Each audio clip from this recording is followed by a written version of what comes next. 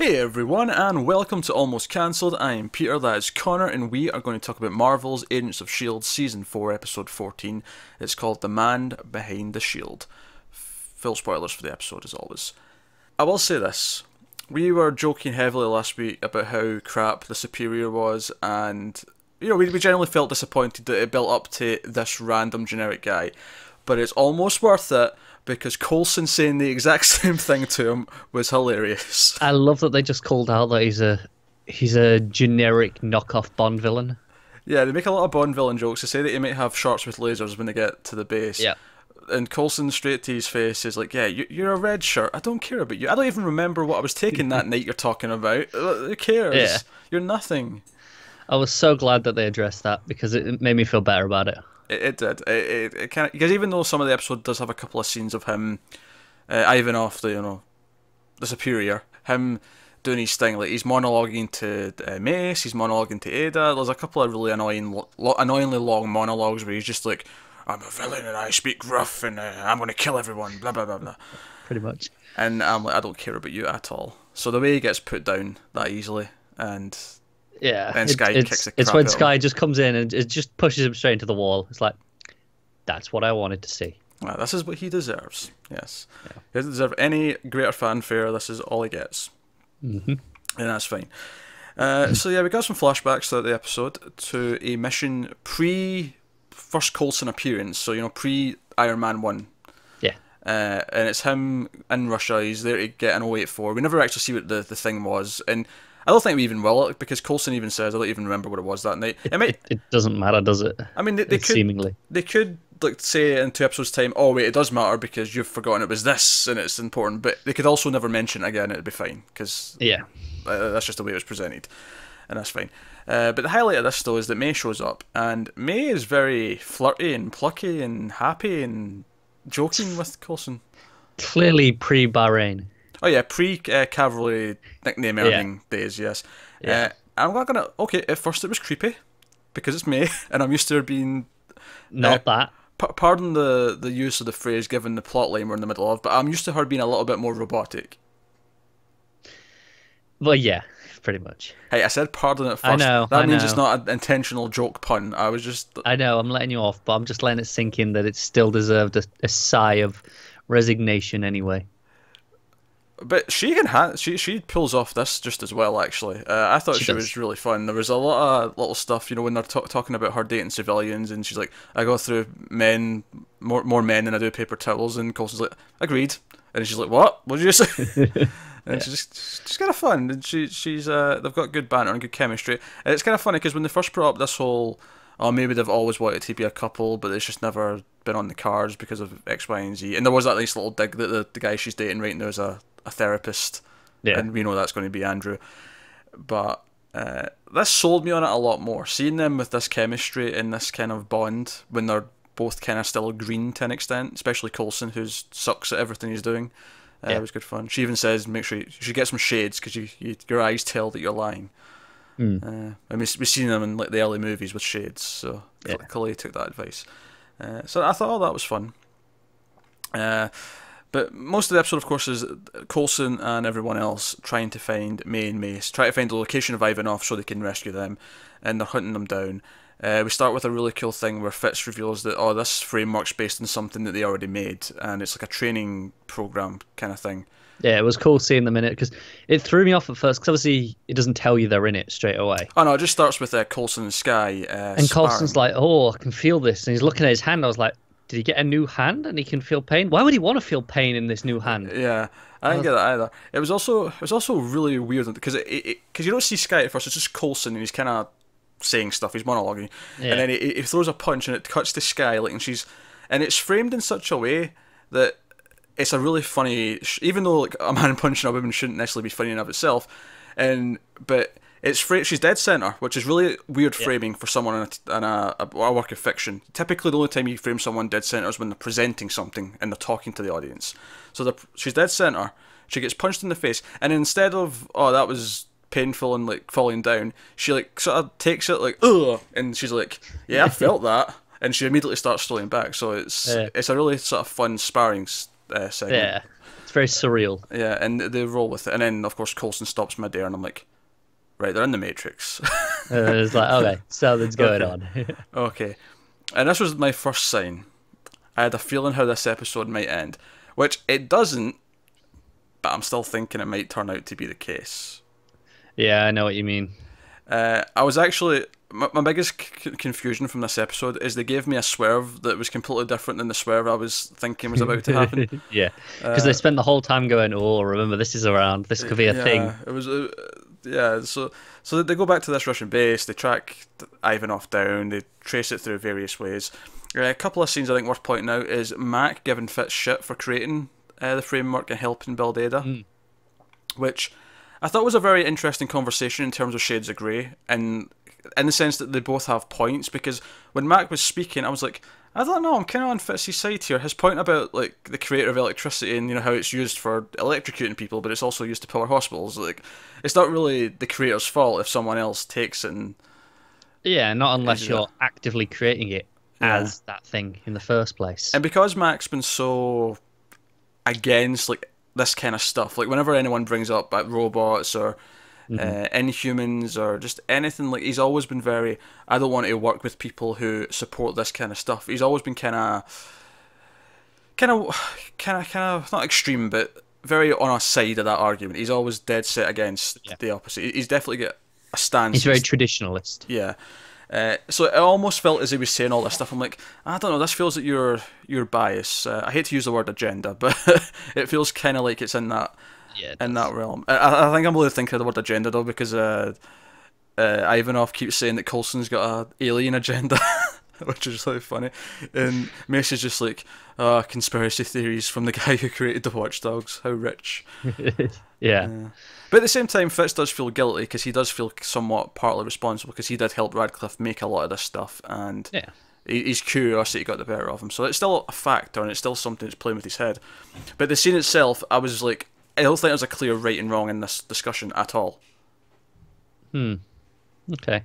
What do you think? Do you think there is? I think it played much more to, like you say, I think it played much more to Fitz's being right, and that scene itself did nothing to convince me otherwise.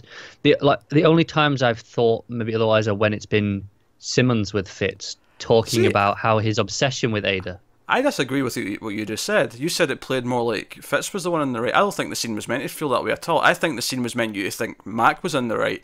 But and I thought, wait, no, this is why the scene's failing for me, is because I actually agree more with Fitz. But that's where I find it interesting, because I think, like you said, it's always played Mac having this bias. I think it knows that we know that, so we're meant to recognise that Fitz has the more valid point here.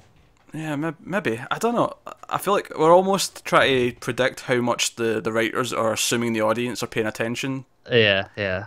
As to whether but to me it felt like they were really pushing the idea that Max got the point and Fitz needs to learn something from this. But I was like, I don't know if it like. Sure, Fitz does seem a bit obsessed. But even when we thought he was obsessed with Ada before, it turned out he was investigating because he smelt something fishy. That's what that turned out to be. So even that felt kind of negated in retrospect. It feels really hard to buy it, given how much the team has benefited from his stuff over the years. Yeah. Like even the ISAs, which they still use on like every mission. Like their standard issue are things that he came up with. Also, who built your shotgun axe? Yeah, exactly. Come on, Mac. Don't get me wrong, I love Mac. The peak of his innovation. Yeah, don't get me wrong, I do love Mac. This isn't anything against Mac per se. It was just because it's not out of character for Mac. I actually get where he's coming from. This feels very in tune with what his beliefs and what his thoughts are. Yeah. It's just that scene in particular, because he's had such a strong bond with Fitz. Anyways, like and he even says that during the scene. He's like, I don't think you're evil, Fitz. He says, you're the smartest guy I know. He gives him a lot of compliments mixed in there. He's not like just anti-Fitz. It was just, I don't know, I feel like the scene was playing to me to say, Max got a point here and Fitz needs to watch what he's doing. And all I could think was, no, Fitz hasn't really done anything wrong. Someone else took it and abused it. That's not his fault. Yeah. So, I don't know, it's a strange scene either way. Yeah, it did play strange because I wasn't sure where they wanted us to land on it, and I feel as we clearly just proved. Yeah, and I feel like I've landed in a place that's not. I mean, I don't think Fitz is completely 100% in it. Like, I get why he's guilty as well. I get why you would still. It's kind of that hero's guilt, where even if it's not your fault, you still feel like Yeah. You're partly responsible. And I respect that, and I understand it more here than I do in other like shows and stories, even in this own show where someone's, oh, I'm guilt, this is all my fault, and I'm like, no, it's not. What are you talking about? Like, so often I feel that way. Yeah. Well, the hero will take the blame for someone dying. Like, you saved like 90 people, one person died. You did everything you goddamn could. Yeah. Shut up. It's not your fault. Anyway, but speaking of Fitz though, another big laugh I got out of this episode. So once they get to the Bond base, I'm going to call it the Bond villain base, and Fitz and Simmons go down to the computer room because they're like, all right, this isn't the center of the framework, but we're going to try and get whatever data we can so that I can analyze it and maybe shut it down, get clues, evidence, the rest of it. And they get a report that Ada's down in a sub-level, and Simmons is like, right, got my gun, I'm going to go off and be a badass, and I'm like, and before they even said it, I'm like, Simmons, you're a lab techie. Stop it. But Fitz is like, well, no, I don't want you doing that, Gemma. You get hurt. And she's like, I'll take Davis with me. Davis, who we've never heard a single peep from. He's a red shirt. We've never heard of him before. Yeah. It cuts to him and he goes, Fitz says, oh yeah, my concerns are slightly lessened. And then it cuts to Davis and he's like, thanks, sir. I think that joke works so good because he is a character we've never heard from before. Yeah. He's a red shirt, so the fact that they gave him a line pointing out the fact that someone else is expecting him to just get killed is actually really funny. It was. Oh, God, that really cracked me up. Yeah, so they go, and we had obviously the scene with Coulson and Ivanov, and he gives him his old speech. Sky beats the crap out of him. And then it gets weird. Because they all realise, okay, right, so there's a submarine, maybe May's on the submarine with everyone else, and they all arrive just as the submarine's leaving. Fitz and Simmons get there first, I think. Yeah, because Simmons assumes that Ada's gone on the submarine. Yeah. So she's there first with Davis. Yeah. And then Fitz comes running in with his computer, his stole. He's like, yeah, I've got all the tech that I could carry. They're like, get some red shirts to carry more. Yeah, and then you get Coulson, Mac walk in with Mace. Before they come in, though, this is when it first started to hint at things, because Simmons says, I've been trying to reach the others for a while now, and I can't get to them. And as soon as she said that, I'm like, they're all in the Matrix now. That was it was bothering me a little bit before, actually, where it was just when the submarine, the red light started going off and on, and she was trying to contact them, and she's like, I can't get hold of anyone. And she was like, is anyone there? She'd been trying for a while. And I was like, well, obviously we just cut to this, so we hadn't seen her trying a lot. It was as soon as they started implying that there was time passed, I'm like, wait a minute, this isn't right. They're all in the Matrix. That's going to be the end of this episode. They're going to reveal that every single character, once they went in there, it didn't go down the way we saw. They were all tricked, and now they're all in the framework with me. Yeah. Right. That's where I thought it was going. And then they, Coulson and Mac with Mace show up, and then Sky walks in, says, I've been trying to reach you guys for a while. I'm like, okay, they're still hinting at it. This is fine. And then we get the scene with Fitz and Simmons at the computer. And like, oh, this is weird. The l.m.d. detection systems picked up something. And I'm like, okay. And they're like, okay. And Gemma's got a thing built in, so because she's like the head of whatever colour she's at that we've established before, that she gets emailed the footage before it goes anywhere else or whatever. She gets a backup, and it's there's four other main characters. It's Coulson, Mac, Mace, and there was a fourth one, right? Was it just there was a fourth? A Sky. A Sky, yeah. Sky, only probably the protagonist of the entire show is the one I'm forgetting. But it's the four other main characters in the entrance, and they're like, oh no, one of them can't be an l.m.d. And all I'm thinking is, this is still a swerve. They're in the Matrix, but this is in the same way they've given May lots of things to do to make them feel useful. They're giving them this. This is what I was still thinking. I thought they're going to reveal in a second that they're all in the framework. That's what they're going to do. But then at least Fitz and Simmons. Yeah, at least Fitz and Simmons, yeah. That would make some sense, because they were separate from everyone else as well. And that could still be the twist. We could still get that next episode. We could. I don't think there's anything that disproves that, except for some filmmaking things that maybe make it feel a bit weird. Yeah. Because it keeps going, and then they go, oh god, it's all of them, it's all four of them.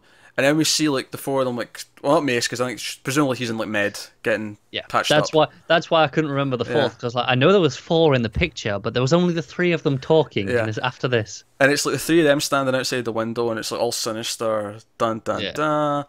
And now, had it ended here, I'd be like, sure, right, Fitz and Simmons are in the framework, and this is the next episode. But then there's a scene with just l.m.d. Coulson waking up l.m.d. May, and he's like, "Oh, I've been waiting a whole life." It's almost like because fake May was programmed with, "Oh, pursue this love interest." It seems like fake Coulson's also been programmed with this, and I'm like, "All right, so this scene on its own without Fitz and Simmons feels more like this has just happened." Then, like they've said it has. Yeah, but then what was really weird is the next scene. So you have Ada back in the base talking to knocked out Superior, crushed under the rubble. Yeah. She actually says, "Yeah, we've infiltrated S.h.i.e.L.D.'s highest ranks." Yeah, but my thing is, did she not leave on the submarine? Did she come straight back? Like what? She clearly didn't leave in the submarine. I mean, that's just one possibility, I guess. And obviously, it's implying throughout the episode that she is actually becoming self-aware because she took the necklace last episode from her real-life counterpart, and she touches it at one point in this episode, and she watches Mace getting beat up, and it implies that she's maybe starting to feel things, or in a way, there's a look of almost regret on it. Yeah, and the way she comes in at the end here, it feels like, is this still Radcliffe's plan, or is this her? Like, is this whole thing in this episode, this l.m.d. infiltrating everyone, is this her plan instead now? I can't tell. It feels like that is. The end of this episode really left us in a lot of confusion because it really felt like, oh, they're setting up for at least some of the characters, if not all of them, they're going to be in the framework, and that's what it felt like it was going, and it felt like it was that until it kept going and gave us other scenes with other characters. Yeah, that's the thing. If it had ended on the Fitz and Simmons thing, I'd have said absolutely 100% they're just in the framework. Yeah, but then it went to May and Coulson, and then it went to Ada, who said, "Oh, we've infiltrated lots of S.h.i.e.L.D.'s highest ranks," and I'm like, okay, I guess that did happen. This is weirder than I was. So I wonder if Fitz and Simmons are l.m.ds as well. They just don't, because like May didn't know she was one. Yeah, that's true. That's true. That's possible. They were separated though, so I can also buy that some of them were and some of them weren't. Yeah. I mean, if it's plain straight, if there's no other swerves, right? Let's say there isn't. Let's say it's exactly what they've presented to us at face value. I think what this would now mean is that Fitz and Simmons will be on their own, trying to evade them and try and work from the inside and do stuff. Meanwhile, I think the rest of the characters will be uploaded into the framework with May, and they will have to fight out from within, inside the Matrix. They're going to have to go all Matrix and try and fight their way out from inside the program, and help May do that. But now, since there's like 5 of them in there now, because there's 4 new people been added, maybe they'll help figure each other out. A bit of teamwork. Bit of teamwork will solve the problem. It's classic S.h.i.e.L.D. that, isn't it? It's classic S.h.i.e.L.D. that. I really enjoyed this episode. It had some great big moments, a lot of funny stuff. The ending's just really... It's throwing you, isn't it? It's really confusing. And it's confusing because it's unclear what twist they're going with. Yeah, because like I said, it was so pushing this framework that it was like, well, this must be the twist. But then it doesn't make any sense for that to be the twist, given the extra scenes on the end. It's just really unclear. Which is why I'm starting to think it might just play it the way it's given as face value. I feel like it almost has to. Well, the other reason why I'm thinking that, though, is because throughout the episode, as we say, not only did we see S.h.i.e.L.D. and Coulson in it at the start, Mac was in it that was just before he had that conversation with Fitz, he was in it. And they came out, and between the 3 of them, they all commented on what it felt like. They said they felt oddly cold. It was just a joke. I mean, Fitz gave him that line about, oh, it's because you always turn the air conditioning on. So he turned it off as a protest, Yeah. But they talked about how it felt, and I'm like, I feel like that has to be a seed. It has to be how they figure out they're still in it next episode, where they all go, oh wait, I remember how this felt. This is part of the fakeness of it all. So that has to come into play in some way, whether or not they're already in it. Or but you assume they've got to be put in to keep them around in the same way May has. Yeah. So the 2 possibilities here at this point then are this. Well, 3, I suppose, technically. Fitz and Simmons are in the framework, and this is all just a plot to keep them going. But it doesn't quite feel like that because of the scene at the end. But it's still a possibility, I think. Yeah. Everyone's in the framework. I think that's the least likely at this point, to be honest, though. I agree. Most likely, I think the l.m.ds are actually in S.h.i.e.L.D. Fitz and Simmons are real, have to deal with it, and the others will all be in the framework next episode. That would be... Yes. Right. Which almost seems the most obvious, but I feel like it has to be the most likely now. It's the one that would annoy me the least. I feel like if they did like tell me that they were all in the framework, I'd be annoyed because those final scenes in this one would have just made no sense then. Yeah, it don't make a lot of sense without it. And of course, they can always add more information that makes them make sense, and if so, by all means, go for it. I mean, we were complaining about the Superior, and then all of a sudden, Coulson gives him his red shirt speech, and we're like, you know what? Worth it. Worth it for that, Steen. Yep. Yeah, it was. So. Also, I want to say, Mace took Torture a lot better than I expected. Oh, yeah, yeah. I thought he would crack pretty easily, and then, nah, he took it like a champ. I give all that, I believe in S.h.i.e.L.D, I believe in Coulson stuff. I was like, I believe in Harvey Dent. I really thought he was going to crack really easy. You know, as soon as that knife went into him, I was like, all right, he's cracking. Because he's not really had the same training as anyone else. Yeah, he's Mace. He's yeah, exactly. He kind of just got roped in. So I was surprised and impressed. Yeah. That was an enjoyable episode. A little bit murky at the end, and maybe that's kind of the point, is that they were setting up the Matrix twist, but they gave us another l.m.d. twist instead. Yeah. But it also seems... Is it just me, or does it oddly seem a little bit far-fetched that there's 4 l.m.d.s all been added at the same time? I don't know. Feels like a bit much. I don't know. I'll let's see how it plays out. But I'm looking forward to next week now to unravel. I'm enjoying this arc a lot, though. Oh, so am I. Like I'm looking forward to next week to unravel all this madness. I hope whatever the reveal is and how it follows up is satisfying and doesn't make this last chunk of this episode feel a little bit cheaty. Yeah, definitely. So as long as this last few minutes of this episode doesn't feel like a cheat after the plot wraps up, I'm quite happy. So there you go, that's this week's Agents of S.h.i.e.L.D. There is another episode next week, so we'll see you then. Let us know what you thought of this in the comments below. Like and subscribe and all that stuff, it helps us out a lot. Get us on Twitter at @mailed_fuzz. Individual Twitters are on the screen as well. Thank you very much for watching, guys, and we'll see you next time.